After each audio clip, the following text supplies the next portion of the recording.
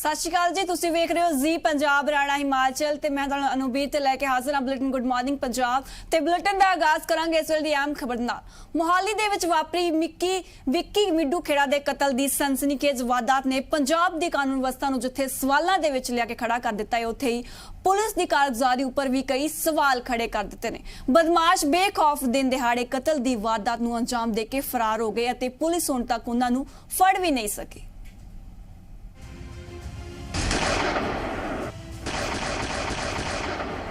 दिन दिहाड़े गैंगवार, अनगिनत गोलियां, एक शख्स का जहानों तुर जाना, पर जवाब उही कि जांच जारी है। मोहाली विच वापरे विक्की मिड्डू खेड़ा के कतल की सनसनीखेज वारदात ने पंजाब की कानून व्यवस्था से वड्डे सवाल खड़े कर दिते ने। उहदी सवाल पंजाब की पुलिस की कारगुजारी उत्ते भी है। सवाल यह है कि किवें बदमाश दिन दिहाड़े इस कतल की वारदात को पूरे फिल्मी अंदाज में अंजाम दे के मौके तो फरार हो जाते हैं। पुलिस हालांकि हरकत में आई तो कुल 9 टीमों का गठन किया गया। इस दरमियान दविंदर बबीहा ग्रुप ने बकायदा सोशल मीडिया उत्ते कथित कबूलनामा किया ते इस कतल की जिम्मेवारी ली है। उन्होंने वालों इस जिम्मेवारी तो बाद पंजाब पुलिस की एक वड्डी चुनौती होर खड़ी हो चुकी है। फिलहाल SP सिटी मोहाली नाल जी पंजाब हरियाणा हिमाचल के पत्रकार वज़म वर्मा ने खास गलबात की, जिन्हें कहा कि जांच लगातार जारी है। करीब जो 8 ਤੋਂ 9 फायर जो बॉडी के उपर जोड़े होने पाए गए हैं एंड 2 जो एविडेंस हैगी गड्डी के उपर भी जो 2 फायर होए हैं जो गड्डी के पिछों बैठ के ड्राइव कर लगे सी।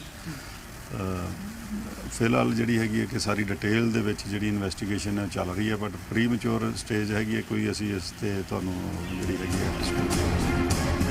विक्की मिड्डू खेड़ा के सिर विचों 2 ते धौण विचों 1 ते शरीर विचों कुल 13 गोलियां कड्डियां गईयां। इस तो अंदाजा लगाया जा सकता है कि इस वारदात को बदमाशा ने किस तरह बेखौफ होकर अंजाम दिता। फिलहाल वड्डे सवाल यह ने कि किवें दिन दिहाड़े कतल की वारदात को अंजाम दिता जाता है कि मौके तो कातल फरार भी हो जाते हैं। कतल के 24 घंटिया बाद भी पंजाब की पुलिस के हाथ हाले तक खाली नहीं। देखना लाजमी है कि बदमाशा वालों दी गई सीधी चुनौती का जवाब पंजाब की पुलिस कदों देती है। मोहाली तो वज़म वर्मा की रिपोर्ट, जी मीडिया।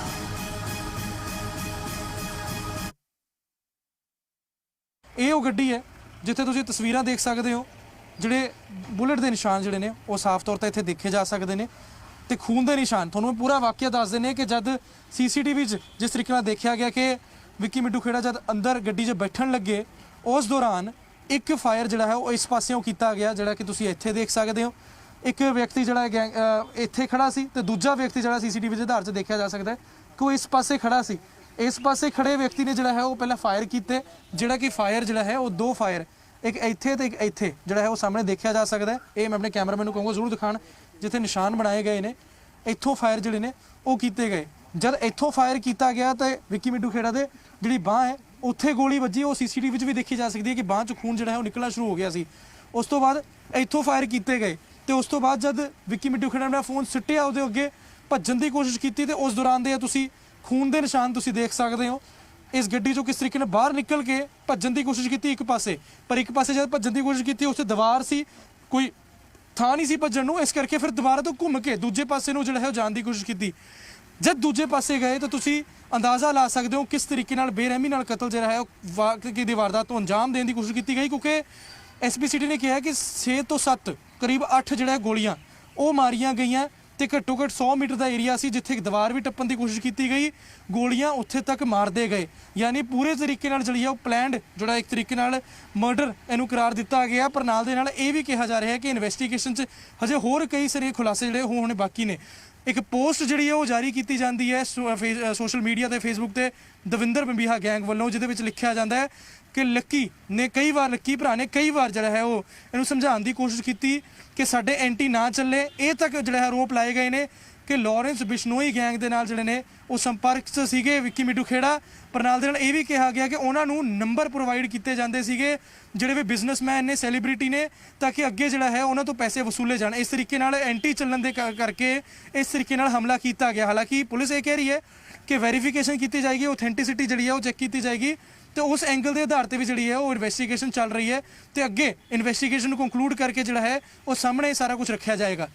ਕੈਮਰਾਮੈਨ ਅੰਕੁਰ ਦੇ ਨਾਲ ਬਜ਼ਮ ਵਰਮਾ, ਜ਼ੀ ਮੀਡੀਆ, ਮੋਹਾਲੀ। ਕਾਤਲ ਫਰਾਰ ਅਤੇ ਪੁਲਿਸ ਹੁਣ ਤੱਕ ਲਾਚਾਰ, ਪਰ ਉਸ ਤੋਂ ਵੀ ਵੱਡੀ ਗੱਲ ਸੋਸ਼ਲ ਮੀਡੀਆ ਉੱਪਰ ਗੈਂਗਸਟਰ ਸ਼ਰੇਆਮ ਇੱਕ ਦੂਜੇ ਨੂੰ ਧਮਕੀਆਂ ਦੇ ਰਹੇ ਨੇ ਅਤੇ ਪੁਲਿਸ ਲਾਚਾਰ ਨਜ਼ਰ ਆ ਰਹੀ ਹੈ।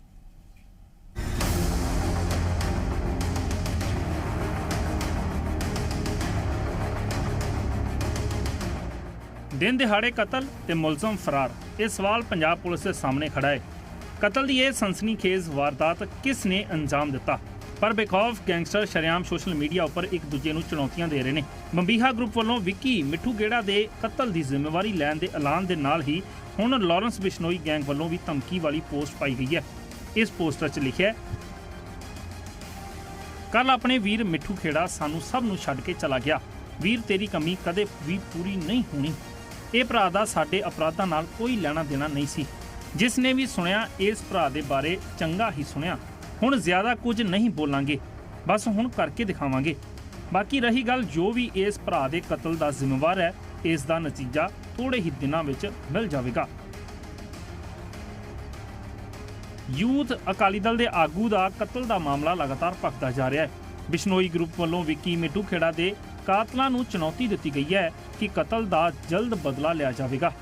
ਫਿਲਹਾਲ ਪੁਲਿਸ ਦੀਆਂ 9 ਟੀਮਾਂ ਇਸ ਮਾਮਲੇ ਵਿੱਚ ਸਰਗਰਮੀ ਨਾਲ ਜਾਂਚ ਕਰ ਰਹੀਆਂ ਨੇ। ਬੇਖੋੜ ਗੈਂਗਸਟਰ ਵੀ ਲਗਾਤਾਰ ਧਮਕੀਆਂ ਦੇ ਰਹੇ ਨੇ, ਤਾਂ ਕਿਤੇ ਨਾ ਕਿਤੇ ਸਵਾਲ ਸੂਬੇ ਵਿਚਲੀ ਕਾਨੂੰਨ ਵਿਵਸਥਾ ਉੱਪਰ ਵੀ ਖੜੇ ਹੋ ਰਹੇ ਨੇ। तो सब तो पहला तो बड़ी दुख की गल है कि एक नौजवान होनहार नौजवान ਪ੍ਰੋਮਿਸਿੰਗ ਯੰਗਸਟਰ ਜਿਹਦੇ ਅੱਗੇ ਸਾਰੀ ਜ਼ਿੰਦਗੀ ਪਈ ਸੀ, ਕਿਸੇ ਮਾਂ ਦਾ ਪੁੱਤ, ਕਿਸੇ ਸਾਡੀ ਛੋਟੀ ਭੈਣ ਦੇ ਸਿਰ ਦਾ ਸੁਹਾਗ, ਕਿਸੇ ਦਾ ਭਰਾ ਚਲੇ ਜਾਣਾ ਬਹੁਤ ਦੁਖਦਾਈ ਘਟਨਾ। ਚਲੋ ਸਾਡੇ ਨਾਲ ਤਾਂ ਨਿੱਜੀ ਪਿਆਰ ਬੜਾ ਸੀ, ਇਸ ਕਰਕੇ ਸਾਨੂੰ ਤਾਂ ਉਸ ਤੋਂ ਵੀ ਵੱਧ ਦੁੱਖ ਹੈ। ਪਰ ਜਿੱਥੇ ਤੁਸੀਂ ਗੱਲ ਕੀਤੀ, ਇਹ ਸੰਕੇਤ ਕੀ ਹੈ? ਇਹ ਮਤਲਬ ਇਹ ਪੰਜਾਬ ਦੀ ਕਾਨੂੰਨ ਵਿਵਸਥਾ ਦੀ ਇੱਕ ਮੂੰਹ ਬੋਲਦੀ ਤਸਵੀਰ ਹੈ। ਮੋਹਾਲੀ ਵਰਗੇ ਸ਼ਹਿਰ 'ਚ ਮੁੱਖ ਮੰਤਰੀ ਦੇ ਘਰ ਤੋਂ ਕੁਝ ਕਿਲੋਮੀਟਰ ਦੂਰ, ਥਾਣੇ ਤੋਂ ਕੁਝ ਮੀਟਰਾਂ ਦੀ ਦੂਰੀ ਤੇ, ਜਿੱਥੇ CCTV 'ਚ ਵੀ ਆਇਆ PCR ਵੈਨ ਖੜੀ ਹੋਵੇ, 5-6 ਹਥਿਆਰਬੰਦ ਗੈਂਗਸਟਰ ਆ ਕੇ ਇੱਕ ਨਿਹੱਥੇ ਨੌਜਵਾਨ ਨੂੰ ਕਤਲ ਕਰਕੇ ਆਰਾਮ ਨਾਲ ਉੱਥੋਂ ਚਲੇ ਜਾਣ, ਇਹ ਫਿਰ ਕਿਹਦੀ ਜ਼ਿੰਮੇਵਾਰੀ ਹੈ? ਇਹ ਕੀ ਦਰਸਾਉਂਦਾ ਹੈ?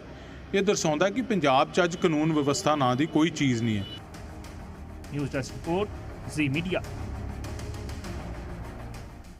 ਪੰਜਾਬ ਸਕੂਲ ਸਿੱਖਿਆ ਵਿਭਾਗ ਦੇ ਸਾਰੇ ਸਕੂਲ ਮੁਖੀਆਂ ਨੂੰ ਨਿਰਦੇਸ਼ ਜਾਰੀ ਕੀਤੇ ਗਏ ਨੇ। ਉਹਨਾਂ ਵੱਲੋਂ ਨਿਰਦੇਸ਼ ਜਾਰੀ ਕੀਤੇ ਗਏ ਨੇ ਕਿ ਸੂਬੇ ਭਰ ਦੇ ਸਕੂਲਾਂ 'ਚ ਰੋਜ਼ਾਨਾ ਰੈਪਿਡ ਐਂਟੀਜਨ ਟੈਸਟ ਯਕੀਨੀ ਬਣਾਇਆ ਜਾਵੇ ਤੇ ਸੂਬੇ ਪੱਧਰ ਤੇ ਹਰ ਰੋਜ਼ 10,000 ਰੈਪਿਡ ਐਂਟੀਜਨ ਟੈਸਟ ਦਾ ਟੀਚਾ ਮਿੱਥਿਆ ਗਿਆ ਹੈ। ਸਕੂਲ ਸਟਾਫ ਸਣੇ ਵਿਦਿਆਰਥੀ ਰੈਪਿਡ ਐਂਟੀਜਨ ਟੈਸਟ ਜਿਹੜਾ ਹੈ ਉਹ ਕਰਵਾਉਣ ਤੇ ਕੋਵਿਡ-19 ਦੀ ਸਖਤ ਨਿਗਰਾਨੀ ਲਈ ਹਰ ਜ਼ਿਲ੍ਹੇ ਦਾ ਇਹ ਅੰਕੜਾ ਮਿੱਥਿਆ ਗਿਆ ਹੈ। ਸ਼੍ਰੋਮਣੀ ਅਕਾਲੀ ਦਲ ਦੇ ਵੱਲੋਂ 12 ਹਲਕਿਆਂ ਦੇ ਇੰਚਾਰਜਾਂ ਦਾ ਐਲਾਨ ਕੀਤਾ ਗਿਆ ਹੈ। 12 ਨਵੇਂ ਹਲਕਾ ਇੰਚਾਰਜਾਂ ਦੇ ਵਿੱਚੋਂ 7 ਫੇਸ ਮੈਦਾਨ ਦੇ ਵਿੱਚ ਉਤਾਰੇ ਗਏ ਨੇ। ਸ਼੍ਰੋਮਣੀ ਅਕਾਲੀ ਦਲ ਮੁਖੀ ਸੁਖਬੀਰ ਸਿੰਘ ਬਾਦਲ ਦੇ ਵੱਲੋਂ ਇਹ ਐਲਾਨ ਕੀਤਾ ਗਿਆ। ਹੁਣ ਦੱਸ ਦੇ ਕਿ ਮਿਸ਼ਨ 2022 ਦੇ ਲਈ ਸ਼੍ਰੋਮਣੀ ਅਕਾਲੀ ਦਲ ਨੇ ਆਪਣੀ ਸਰਗਰਮੀ ਵਧਾ ਦਿੱਤੀ ਹੈ ਤੇ 12 ਨਵੇਂ ਹਲਕਾ ਇੰਚਾਰਜਾਂ ਦਾ ਐਲਾਨ ਕੀਤਾ ਗਿਆ।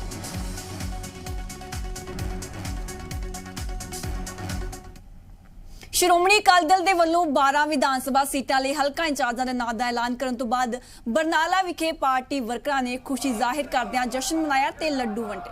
ਵਰਕਰਾਂ ਨੇ 2022 ਦੇ ਵਿੱਚ ਅਕਾਲੀ ਦਲ BSP ਦੀ ਸਰਕਾਰ ਬਣਨ ਦਾ ਦਾਅਵਾ ਕੀਤਾ ਹੈ ਅਤੇ ਕਿਹਾ ਹੈ ਕਿ ਸਰਕਾਰ ਬਣਨ ਤੇ ਪੰਜਾਬ ਦਾ ਵਿਕਾਸ ਹੋਵੇਗਾ। ओलंपिक्स ਦੇ ਵਿੱਚ ਸੋਨ ਤਮਗਾ ਜਿੱਤਣ ਤੋਂ ਬਾਅਦ ਅੱਜ ਨੀਰਜ ਚੋਪੜਾ ਭਾਰਤ ਵਾਪਸ ਪਰਤਣਗੇ। ਨੀਰਜ ਚੋਪੜਾ ਦੇ ਸਵਾਗਤ ਲਈ ਜ਼ੋਰਦਾਰ ਤਿਆਰੀਆਂ ਕੀਤੀਆਂ ਗਈਆਂ ਨੇ। ਉੱਥੇ ਪਾਣੀਪਤ ਦੇ ਵਿੱਚ ਢੋਲ ਨਗਾਰਿਆਂ ਦੀ ਥਾਪ ਤੇ ਨੱਚ ਕੇ ਲੋਕ ਖੁਸ਼ੀ ਮਨਾ ਰਹੇ ਨੇ। ਖਬਰਾਂ ਇਹ ਵੀ ਨੇ ਕਿ 올림픽ਸ ਦੇ ਵਿੱਚ ਗੋਲਡ ਜਿੱਤਣ ਕਾਰਨ ਨੀਰਜ ਚੋਪੜਾ ਨੂੰ ਫੌਜ ਦੇ ਵਿੱਚ ਪ੍ਰਮੋਸ਼ਨ ਮਿਲ ਸਕਦਾ ਹੈ। ਉਧਰ ਨੀਰਜ ਚੋਪੜਾ ਦੇ ਇਲਾਵਾ 올림픽ਸ ਦੇ ਵਿੱਚ ਬ੍ਰੌਂਜ਼ ਜਿੱਤਣ ਵਾਲੇ बजरंग पूनिया महिला ते पुरुष हॉकी टीम के खिडारी भी वतन वापस परतणगे ते खेड मंत्री दे वल्लों सारे ओलंपिक खिडारियां दा सन्मान किया जाएगा।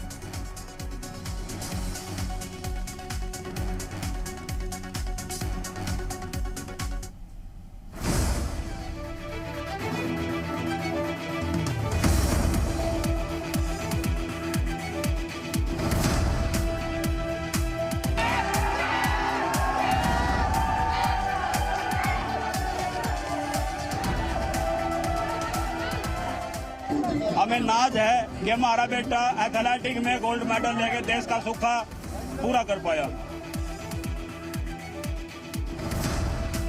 थी नहीं मैं उम्मीद है कोई गोल्ड लिया होगा। वाह की गल है। ਇਹ ਜਿੱਤ ਕੁਝ ਖਾਸ ਹੈ, ਇਹ ਲਮਾ ਯਾਦਗਾਰ ਹੈ ਤੇ ਪਾਲਾ ਦਮਦਾਰ ਹੈ ਕਿਉਂਕਿ ਇਸ ਦੇ ਨਾਲ ਹੀ 올림픽ਸ ਦੇ ਇਤਿਹਾਸ ਦੇ ਵਿੱਚ ਬਦਲਾਅ ਆਇਆ ਹੈ।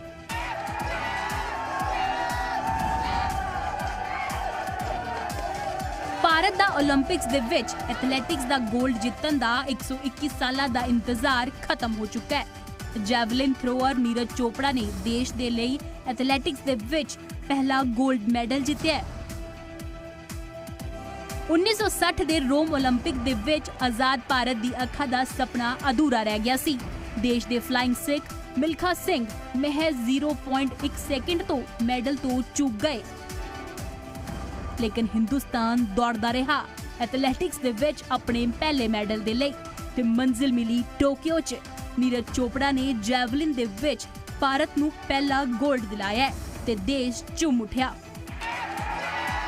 ਫਲਾਈਂਗ ਸਿੱਖ ਦਾ ਅਧੂਰਾ ਸੁਪਨਾ ਵੀ ਪੂਰਾ ਹੋ ਗਿਆ ਤੇ ਭਾਰਤ ਦੇ ਲਈ ਐਥਲੈਟਿਕਸ ਦੇ ਵਿੱਚ 골ਡਨ ਯੁੱਗ ਦੀ ਸ਼ੁਰੂਆਤ ਹੋਈ ਤੇ ਇਸੇ ਲਈ 골ਡਨ ਬॉय ਨੀਰਜ ਚੋਪੜਾ ਨੇ ਆਪਣੇ ਇਸ ਮੈਡਲ ਨੂੰ ਫਲਾਈਂਗ ਸਿੱਖ ਮਿਲਖਾ ਸਿੰਘ ਨੂੰ ਸਮਰਪਿਤ ਕੀਤਾ ਹੈ, ਜਿਨ੍ਹਾਂ ਨੇ ਦੇਸ਼ ਨੂੰ ਪਹਿਲੀ ਵਾਰ ਅਹਿਸਾਸ ਕਰਵਾਇਆ ਸੀ ਕਿ 올림픽 ਦੇ ਵਿੱਚ भारत के एथलीट किसी तो घट नहीं ने।